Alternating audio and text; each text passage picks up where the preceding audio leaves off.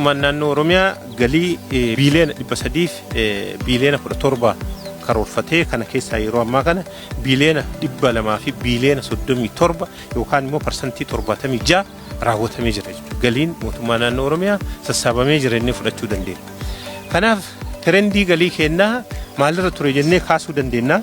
Bara 2011 biiliyoona 21 sassaabnee bara 2012 biiliyoona 25 sassaabamee bara 2013 biiliyoona 36 sassaabnee bara 2014 biiliyoona 56 bara 2015 biiliyoona 83 bara 2016 biiliyoona 123 bara darbe immoo bara 2017 biiliyoona 200 fi biiliyoona 5 sassaabnee jira. Kana jechuun maal jechuudha? Galii mootummaa naannoo Oromiyaa yeroo gara yerootti dabalaa jiraachuu isaa, dandeettiin sassaabbii galii kennas dabalaa jiraachuu isaa, diinagdeen keenya sosochii keessa jiraachuu isaa, giddugaleessaan immoo galiin keenya parsantii 46 fi sanaa oliin guddachaa kan jiru ta'uu isaa, kun immoo kan namatti agarsiisu hangamta akka diinagdeen keenya sosochii keessa akka gale, guddina keessa akka gale kan namatti agarsiisudha. Kana qofaa miti kaffaltoota gibiraa yoo fudhanne waggaa 3-4 dura 200,000 kan hin caalle ture. Yeroo ammaa kana 600,000 fi 34,000 fi 467 irraan geenyee jira. Kaffaltoota gibiraa gara taaksii saaphanaatti dhufan jechuudha.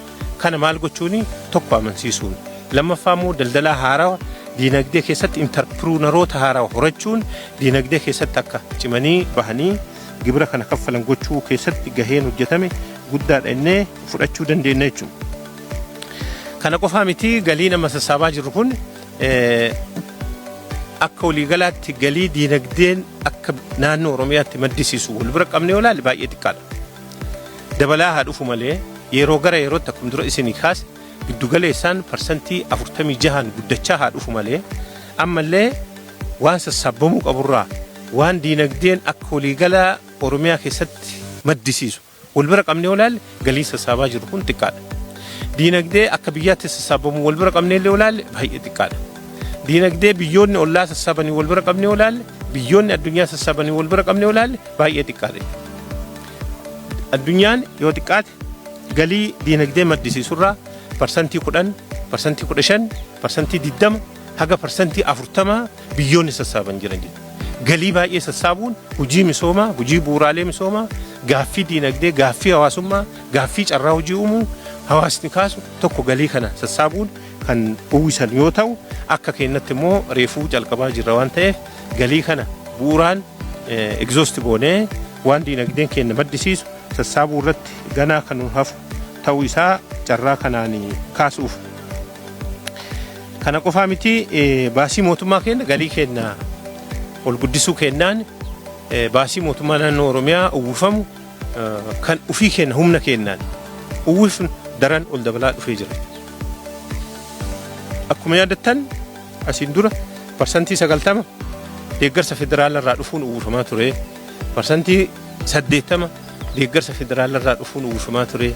Parsantii 70 baasii mootummaa naannoo Oromiyaa hanga parsantii 70, 80, 90 deeggarsa mootummaa federaalarraa dhufuun uwwifamaa ture jechuudha. Tokkoffaa kan federaalarraa dhufu kun deeggarsa, lammaffaa hangi isaallee xinnoodha jechuudha. Kanaaf gaaffii uummata Oromoo, gaaffii diinagdee, gaaffii hawaasummaa karaa guutuu ta'een deebisuu hin danda'a. Kana keessaa ba'uuf, harkifannaa kana keessaa ba'uuf, rakkoo kana keessaa ba'uuf galii keenya halkanii guyyaa jabaannee hojjannee hangi amma mootummaan naannoo Oromiyaa baasii isaa itti uwwisaa jiru parsantii 70 haga 80tti ol guddisuu dandeenyee jira. Kana yoo jennu kan federaalarraa nuu dhufu sun deeggarsi achii dhufu. Sheerii manni marii federeeshinii biyyaalessaa baasuun gaheen nu dhufu sun xiqqaachaa dhufe jechuu miti. Inni illee haga isaatti xiqqoo ishii daddabalaatuma dhufe.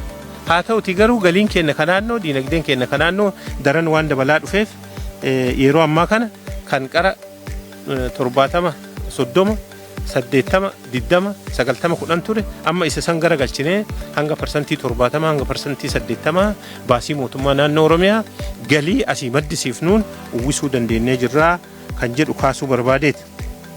Kanarraa kan ka'e diinagdee keenya diinagdee dorgomaa galiin keenya yeroo gara yerootti bakka barbaannu yoo gahuu baannes dabalaa kan jiruu fi humna keenyaan yoo jabaannee hojjenne gaaffii uummata Oromoo gaaffii hawaasummaa gaaffii diinagdee deebisuuf galii keenya daran cimsuu diinagdee keenya sochoosuu keessatti cimnee kan hojjennu ta'uu isaa carraa kanaan kaasuuf